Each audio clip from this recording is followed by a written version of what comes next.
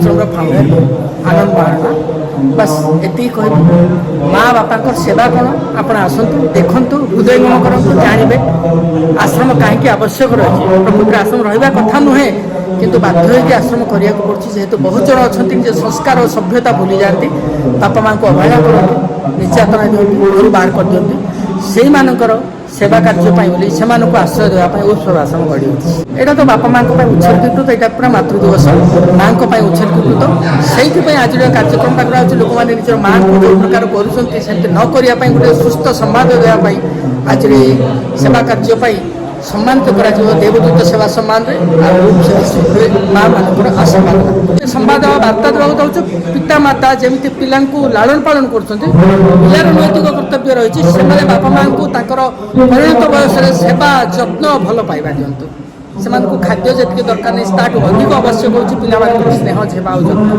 बर्तमान 17 जन अच्छा सब गुड़ाक समस्ते अवहेलित मैंने केमती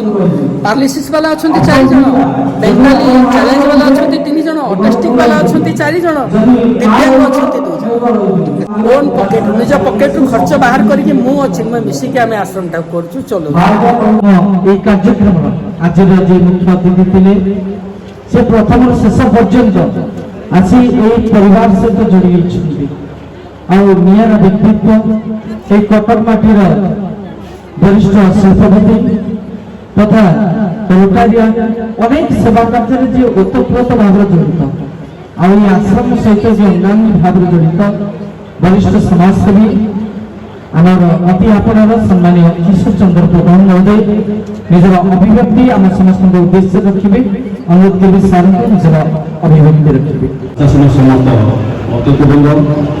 एवं मंचा तले मोर समस्त स्वेच्छासेवी भाई भाई मैंने जहाँ उद्देश्य आज आम जो कार्यक्रम ये करुचे जो वृद्ध बापा माँ से प्रथम प्रणाम जनाऊँ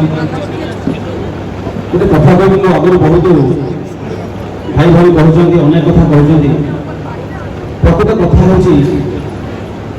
हूँ बापा माँ सेवा आम जीवन में पाईना करना आम शेष जीवन से आम सेवा आम पिला मैंने करेंगे गोटे कथा अच्छी बापा थिबा पुओ सभार हारेनी माँ थिबा पुओ उपास रहेनी ए कथा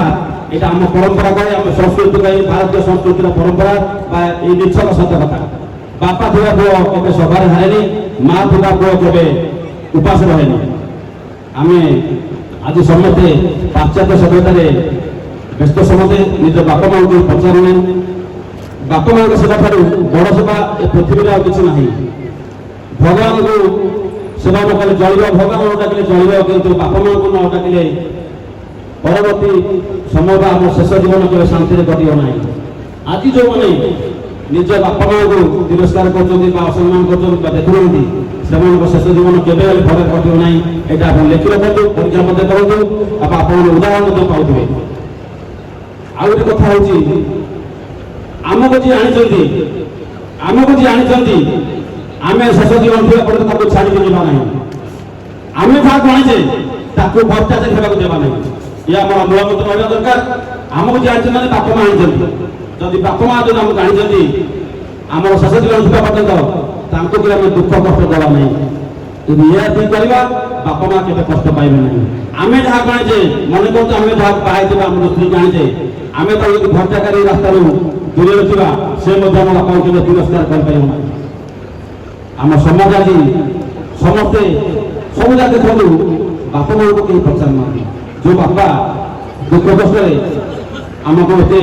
दुख कष्ट सही निजे उपास रही साइकेल दो मोबाइल दो गाड़ी दो आमको मनुष्य करते आम से शेष जन्म शेष जीवन में पचारना आज आज आश्रम गढ़ी उठी ना आम आज ये जगह ठिया हुई न था।